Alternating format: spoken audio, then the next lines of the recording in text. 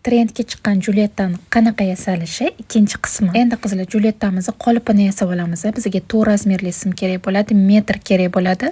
Xurrem simimizni shunaqa 50 sm qilib kesib olamiz. Xurrem simimizni shunaqa dumaloq shakl qilib olamiz. Birlashtirib 4 razmerli sim bilan o'rab olamiz. Hammasi sig'ishi uchun tezlashtirib ko'rsatdim. Albatta kursimda bunaqa ko'rsatilmagan, hammasi tushuntirilib ko'rsatilgan. Julyettamizni ustiga xurrem simni shunaqa X qilib birlashtirib olamiz. Ustidagi simlari 20 sm dan bo'ldi, balandligi 4 sm bo'ldi. Sizga sifatli, yorug', tushunarli darslik kerak bo'lsa, meni kursimga qo'shilib olinglar. Menga podpiska bo'lish esingizdan chiqmasin. Bu yog'iga sizlarga tez-tez bepul darsliklar joylab turaman. Julyettamiz ham tayyor bo'ldi. Ustiga shunaqa X qilib olganimizdan keyin uni ustidan fetrani yopishtirib oldim kley bilan. Endi ustidan shunaqa setkani pistolet kley bilan yopishtirib olaman. Buni ham xuddi shunaqa X qilib u tomonga bu tomonga o'tkazib, shunaqa qaytirib, tortib yopishtirib olasizlar.